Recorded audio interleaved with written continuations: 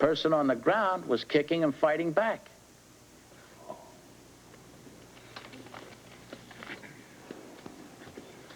Is there not some training information on the proper use of a baton? Yes.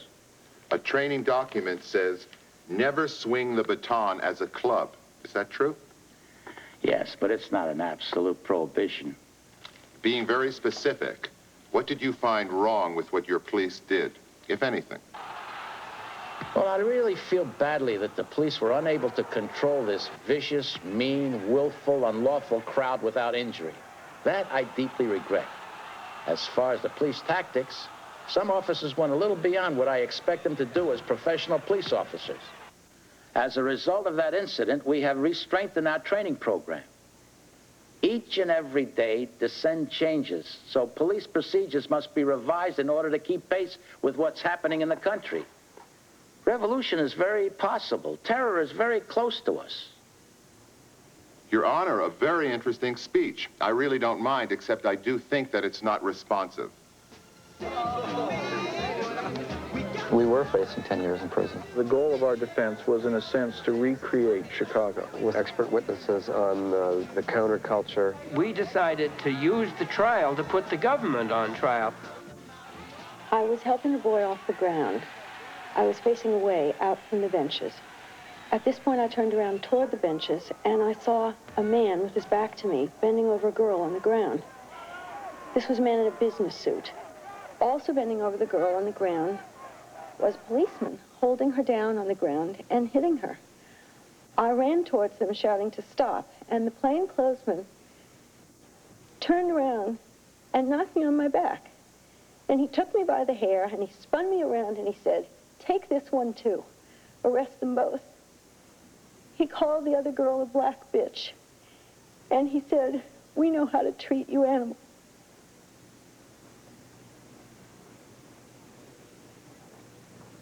What is your present occupation? I'm an assistant safety director for a candy company. Directing your attention to August 28, 1968 in the afternoon, where were you and what, if anything, occurred? I was in Grant Park. A speaker was telling the crowd to back up, sit down, and was asking the police to please clear out of the area. Could you identify the speaker whose voice you heard? I believe it was David Dellinger. Now, after you saw the crowd move, what, if anything, did you see? A platoon of helmeted police marched in and stopped about 20 yards from the crowd. Another platoon came marching in maybe 30 yards behind them. They were counting cadence and slapping their sticks in their hands. Then what, if anything, did you see the platoon do? They marched directly into the crowd in step, broke ranks when they hit the line of marshals in front of the crowd, and chopped their way 100 yards into a tightly packed crowd, beating people all the way.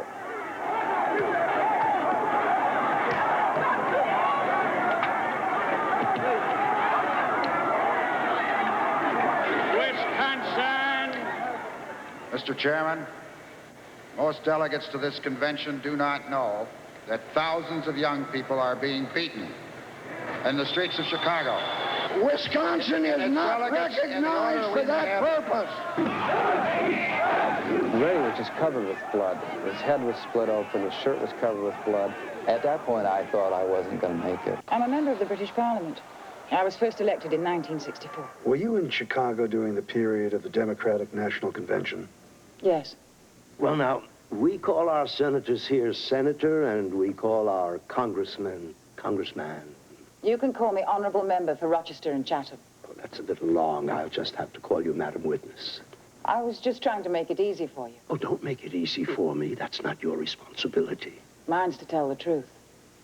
Would you indicate what you saw on the street Wednesday, August 28th? Well, I went out across, Balboa Street. I crossed the street and went onto the pavement off Michigan Avenue. I saw a whole crowd of people across the street, and I saw a line of police. I went up to one of the young persons there, and I asked them what was happening. I just said, "What's going on?" Well, first of all, I'd had the CS gas, and I'd been coughing and choking with the other people. And then I was grabbed from behind. A voice said, "Move along there." And I said, "But I was just talking to these young people." And then I was picked up, grabbed and thrown into a police wagon. Those are the facts, my lord. I teach and recite poetry and lecture at universities. Did you ever study abroad? Oh, yes, I studied in India and Japan. I studied mantra yoga, meditation exercise, sitting quietly, breathing exercises to quiet the body and calm the mind. Did you have any occasion to meet with Abbie Hoffman? Yeah. Do you recall what Mr. Hoffman said in the course of conversation? Mm-hmm. Yippee. He said that politics was becoming theater and magic, that it was the manipulation of imagery through the mass media that was confusing and hypnotizing the people in the United States, making them accept a war which they really didn't believe in, and that we ourselves might get together in Chicago and invite teachers to present different ideas of what's wrong with the planet, what we can do to stop the pollution crisis, what we can do to stop the war. After he spoke to you, what, if anything, was your response to his suggestion? Well, I was worried whether or not the whole scene would become violent. I was worried whether the government would let us do something that was funnier or prettier. Object, Your Honor. Ask that it be stricken. It's not responsive. Yes, I sustain the objection. Sir, that was our conversation. Now, directing your attention to Sunday, August 25th. What did you do in the park? Well, there was an appearance of a great mass of policemen going through the center of the park. I was afraid. I felt adrenaline run through my body, so I sat down on a green hillside with a group of younger people, and I began chanting the magic password, which cuts through all emergency illusion.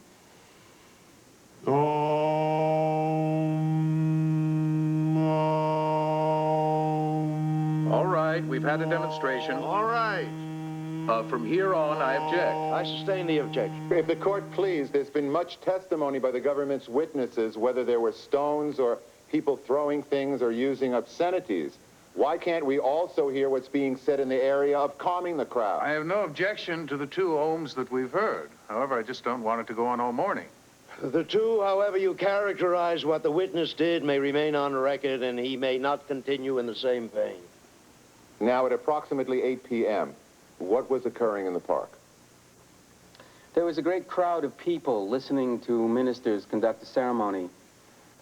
Everybody was seated around the cross, which was in the center of hundreds of people who were singing, "We shall overcome."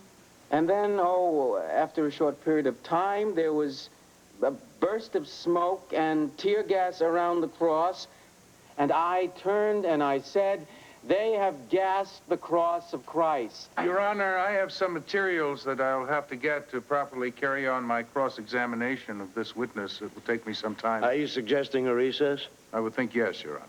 All right, we will go until 2 o'clock. Your Honor, we asked for 5 minutes 2 days ago, and you refused to give it to us. You will have to cease that disrespectful tone. Not disrespect, it's an angry tone, Your Honor. Yes, it is. It is. I will grant the motion of the government. You refused us 5 minutes. Why the different treatment? You are shouting at the court. Your Honor, everybody has raised their voice in this courtroom, including Your Honor. I have never shouted at you during this trial.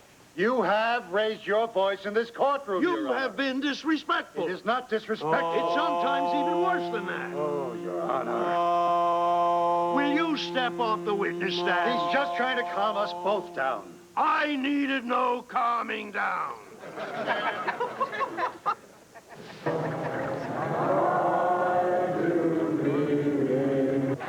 Wait a minute. Mr. Ginsburg, you're named as kind of the yippie religious leader. Do you think that that's a fair designation? Oh, no. Well, leader is a word we try to get away from. I mean, we tried to get away from the authoritarian thing. It was more like, Religious teacher? religious experimenter, huh? Now, concerning poetry that you've written, there's a poem called The Night Apple. The Night Apple, yes. Would you recite that poem to the jury? Last night, I dreamed of the one I loved for 7 long years. But I did not see a face. I saw the familiar presence of the body. Sweat, skin, eyes, feces, sperm, saliva, all one odor and mortal taste. Could you explain to the jury what the religious significance of that poem is? If you would take a wet dream as a religious experience, I could. It was a description of a wet dream, sir.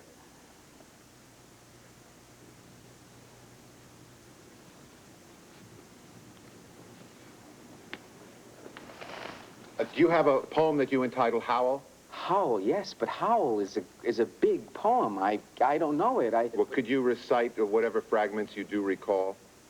Yes. I saw the best minds of my generation destroyed by madness, starving, hysterical, naked, who shrieked with delight in police cars for committing no other crime than their own wild cooking, pederasty, intoxication, who protested the narcotic tobacco haze of capitalism. What sphinx of cement and aluminum bashed open these skulls and ate their brains and imagination, Moloch, solitude, filth, ugliness, ash cans and unobtainable dollars, children screaming in hallways, old men weeping in parks, boys sobbing in war. Moloch, Moloch, Moloch, the nightmare of Moloch, Moloch the loveless, Moloch the heavy judger of men, Moloch the crossbone soulless jailhouse and Congress of sorrows, Moloch whose buildings are judgment, Moloch the vast stone of war, Moloch the stunned government. My name is Abby. I'm an orphan of America. Where do you reside? I live in Woodstock Nation. Will you tell the court and the jury where it is? Sure. It's a nation of alienated young people. We carry it around with us as a state of mind, much like the Sioux Indians carried around the Sioux Nation with them. It's a nation dedicated to cooperation versus competition, to the idea that people should have a better means of exchange than property or money. When were you born? Psychologically, 1960. Between your birth and 1960, what, if anything, occurred in your life? Nothing. I believe it's called an American education. Objection. Objection sustained. Now, can you tell the court and jury what is your present occupation? Yes, I am a cultural revolutionary. Well, I'm really a defendant. Full time. Now, taking you back to 1960. Objection. I sustain the objection. Your Honor, this date has great relevance to the trial. I'm going to bring him down through Chicago. Not in my presence, you're not going to bring him down. I sustain the objection to the question. What? My background has nothing to do with my state of mind? Will you remain quiet while I'm making a ruling? I know you have no respect for me. Your Honor, this is totally unwarranted. I think your remarks call for a mistrial. Motion will be denied. Now, directing your attention to September 1967, what were you doing? I was doing a number of things. Among them was a meeting I had with defendant Jerry Rubin. Jerry said that the war in Vietnam was not just an accident, but that it was a byproduct of a kind of system, a capitalist system in the country, and that we had to begin to put forth new kinds of values, especially for the young people in this country, to make a kind of society in which a Vietnam War would not be possible. I said that America was in the last stages of its empire, and that it was bent on devouring its children. I said that the Pentagon is a five-sided symbol of evil in most religions, and that we might be able to approach this from a religious point of view. If we got large numbers of people to surround the Pentagon, we might be able to exorcise it of its evil spirits. So we measured the Pentagon to see how many people it would take to fit around it. Of course, we only had to measure one side, because then you just multiply 1 times 5, and, you know, the Pentagon, 5 sides, and you know what happened? You know what happened? Surprise! We got arrested! Do you know it's illegal to measure the Pentagon? I didn't know it up to that point. What a surprise. Well, anyway, when we got arrested, they said, what do you think you're doing? And we said, see, we want to get a permit to raise the Pentagon 300 feet in the air. He said, what? How about 10? So we said, okay. Your Honor, I would ask Mr. Weinglass, please get on with the trial of this case and stop playing around with raising the Pentagon 10 feet or 300 feet off the ground. Your Honor, I am glad to see Mr. Schultz finally concedes that things like levitating the Pentagon building, putting LSD in the water, 10,000 people walking nude on Lake Michigan, and a $200,000 bribe attempt are all playing around. I am willing to concede that fact, that it was all playing around. It was a play idea of this witness, and if he's willing to concede it, we can all go home. I sustain the objection. At this time, we would like to introduce a film by Abbie Hoffman. That we regard this to be absolutely essential and indispensable to our case. Now, nothing better shows Abbie Hoffman's state of mind. The young land started growing, the young blood started flowing, but The Yippies decided to enter their own candidate in the presidential The sweepstakes. film is not serious, I concede it, but neither was the Yippie myth. The film will not be admitted as evidence. Abbie Hoffman, prior to coming to Chicago from April 1968 onto the week of the convention, did you enter into an agreement with David Dellinger, John Freunds, Tom Hayden, Jerry Rubin, Lee Weiner, or Rennie Davis to come to the city of Chicago for the purpose of encouraging and promoting violence during the convention week? An agreement? Yes. Couldn't agree on lunch. I have no further questions. Cross-examination? Go ahead, Dick. Did you symbolically urinate on the Pentagon, Mr. Hoffman? I symbolically urinate on the Pentagon? Yes. I didn't get that close. Pee on the walls of the Pentagon? You're getting a bit out of sight, actually. Are you done, Mr. Hoffman? I'm done when you are. The fact is, Mr. Hoffman, you were trying to create a situation where the state and the United States government would have to bring on the National Guard in order to protect the delegates so that it would appear that the convention had to be held under military conditions. Isn't that a fact? Come on. You can do that with a yo-yo in this country. It's quite easy. Just look around this courtroom. Look at all the troops around. Mr. Hoffman, while you were in Chicago, you deliberately told your police tales that you had had a fight with Rubin. Yes, deliberately. In order to destroy any charges of conspiracy. Isn't that right? Isn't that right, Mr. Hoffman? Yes, yes. God, I was so sneaky. Yes, I told that to the policeman. It didn't work, obviously. Mr. Hoffman, while you were negotiating with city officials, you were secretly attending meetings and planning for spontaneous acts of violence during the Democratic National Convention. Isn't that right? How do you plan for spontaneous acts of violence? I would have no idea how to do that. You wrote, did you not, that you dismissed the thought of attempting to take over a building right across the street from the police headquarters. Isn't that right, Mr. Hoffman? Wait. Did you say that I had thoughts or that I wrote that I had the thoughts? You know, there is a difference. It is a convenient difference, isn't it, Mr. Hoffman? I don't know what you mean by that, Mr. Schultz. I never been on trial for my thoughts before. Your Honor, that's outside the scope of the direct examination. Mr. Weingrass, I overrule the objection.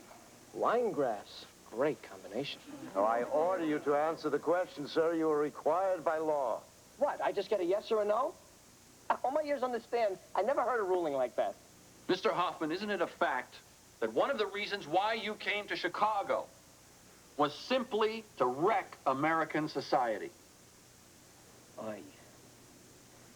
My feeling at the time, and still is, that society is going to wreck itself. I've said that on a number of occasions. I said that our role is to survive while society comes tumbling down around us.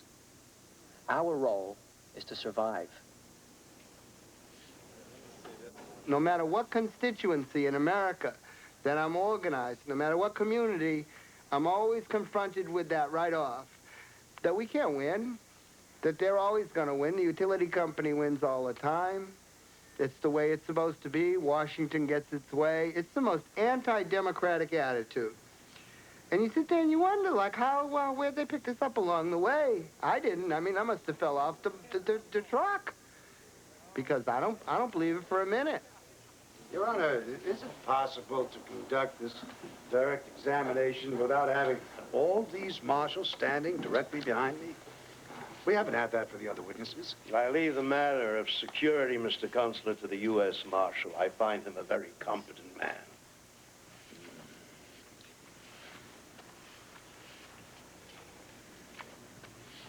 What is your name? Richard Joseph Daly. What is your occupation? I am the mayor of the city of Chicago. Who was the chairman of the Park Commissions in 1968? The proper designation is president, not chairman. And the president was William McFetridge. Is that the same William McFetridge who announced your first candidacy for mayor in 1954? Objection, Your Honor. I sustain the objection. Is it true, Mayor Daly, that Mr. McFetridge once said, the parks are not for dissenters? Objection. I sustain the objection. Mayor Daly. She didn't do anything. What are you doing? Your Honor, what is happening in the rear row? Will you let the marshal take care of the rear row? Honor, you're hitting one of our staff. Your Honor, I don't understand. Your Honor, we have information that some of the people doing the removing are not marshals, but employees of the city of Chicago. If everybody will be quiet and listen to the testimony of the witness, there will be no disorder. Will you please proceed, sir, with the direct examination of this witness? Otherwise, I will direct the witness to leave the stand. Mayor Daly, on April 15th, did you not order your police department to shoot to kill and shoot to maim black people in the city of Chicago? Your Honor, I object to the question on the grounds that it is leading, suggestive, immaterial... Your Honor, I have to ask a leading question in order to move. No, you don't have to. I won't permit you to. Then at the moment, I move that Mayor Daly be declared a hostile witness. What? The mayor's been the most friendly witness. I want to indicate the word hostile, Your Honor. All of the defendants feel Mayor Daly is a hostile witness. Hostile. In the sense that they attribute to him everything that happened to them in collusion with other people in the city of Chicago last summer. Know whether the witness is hostile as a witness. He may have been hostile as a mayor, but he may not be hostile as a witness. His manner has been that of a gentleman. Motion of the defense will be denied. Mayor Daly, on the 28th of August, 1968. We wouldn't have to have Gestapo tactics. Did you say to Senator Rubikoff? Oh, Your Honor. Did you say to him, quote, fuck you, you juice? Now listen to that. You lousy motherfucker. Unquote. Foolish and proper questions. Court will recess for 15 minutes. Just leave. I gotta get down to my time. Let's go. I want this fucking drink. Yeah. Hey. What's with all these lawyers and everything here, huh? Why don't you and me settle this right here? Let's go. Come on. I was at the Americana Hotel in New York City, attending a press conference. It was to announce the formation of what we have now come to know of as the Yippie movement. And what did you do at that press conference? Well, where have all the flowers gone? Long time passing. Where have Just a minute, young lady. flowers gone? Long time ago. Where have all the flowers gone? Gone to Graveyard Road. I'm sorry. Judge would like to speak to you. We don't allow any singing in this court. I'm sorry. We're not here to be entertained. We're trying a very important case. The song's not an entertainment, Your Honor. It's a song of peace and what happens to men and women during wartime. I forbid her from singing during this trial. The first time I came to the city of Chicago was to visit the International Amphitheater in a poultry judging contest in 1956. I had just won the Eastern United States poultry judging contest in 4-H. I was 16. Now, directing your attention to the evening of November 20th, 1967, could you relate the words you spoke? I began by holding up a small steel ball that was green, about the size of a tennis ball. And I said, this bomb was dropped on a city of 100,000 people, a city called Namding. I said it was delivered by an American fighter jet, and that when this cluster bomb exploded, about 640 of these steel balls were spewed into the sky. Now, one of these steel balls, I explained, was roughly 3 times the power of an old-fashioned hand grenade. And with 640 of them going off, you can spray 250,000 square yards with steel pellets and shrapnel. Every living thing exposed will die, whether it's a water buffalo or a water buffalo boy. If this bomb were to go off in this room, everyone in the room would die. But it wouldn't destroy the lecture podium, wouldn't damage the walls, the ceiling, the floor. It takes life, but it leaves the institution. It's the ideal weapon for the mentality that reasons that life is less precious than property. Then I said that I, as an American citizen, am deeply perturbed that we live in a country where our own government's lying to American people. I said, I'm going to the Democratic National Convention because I want the world to know that there are thousands of young people in this country who do not want to see a rigged convention rubber stamp the war.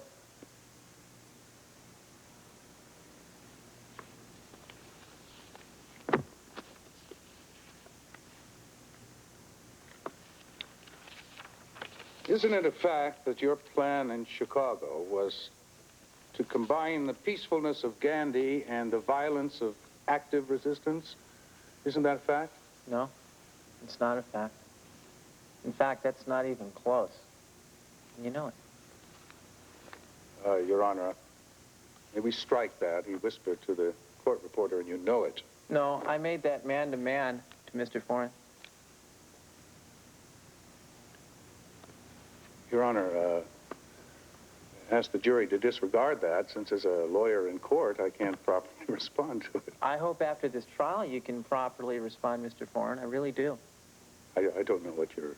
That you and I can sit down and talk about what happened in Chicago and why it happened. Mr. Witness. I'd like to do that very much. Mr. Witness. Your Honor. Do you hear me, sir? Yes, I do. You didn't respond to my I'm sorry. question. I don't accept your apologies. Isn't it a fact that all the vile and vulgar propaganda that the yippies were passing out was to make the authorities look repressive? Sir, no one had to make that city look repressive. The city was repressive. You and your people wanted violence in Lincoln Park, didn't you? Your questions embarrass me. They're so terrible. They really do. Well, answer it. It's my belief that it was you who wanted the violence, Mr. Foreign, not me. I did not want violence. You did want to impose an international humiliation on the people that ruled this country. Isn't that correct? I'm afraid our government has already humiliated itself in the international community, sir. Can't you understand? It's so simple. I'm just trying to find a way that this generation can make this country something better than what it's been. Ralph Abernathy, he had been the leader of the mule train. That was a demonstration by the Southern Christian Leadership Conference of poor people. Your Honor, we had originally contacted Dr. Ralph Abernathy to be a witness, but he was out of the country. He has just returned. He is arriving at this moment at O'Hare Airport. We think his testimony is crucial. I certainly am not going to wait for him. There have been several witnesses called during this trial whose testimony could not even be presented to the jury. Singers, performers. I'll deny your motion. Your Honor, I think that what you have just said is about the most outrageous statement that I have ever heard from a bench, and I'm going to have my say right now. I'm trembling. I'm so outraged for you to say in a technicality that we cannot put Dr. Abernathy on the stand. Dr. Abernathy is president of the Southern Christian Leadership Movement. He is chairman of the Mobilization Against War. He has relevant testimony. I know this is not a fair trial. I know it in my heart. And I am going to return to my chair with the full realization that everything I have learned throughout my life has gone for naught, that there is no meaning in this court, that there is no law in this court. With those applauders! Hey, I applauded too, Your Honor. Throw me out. Your Honor, may we proceed with the rebuttal case of the government? Yes, you may.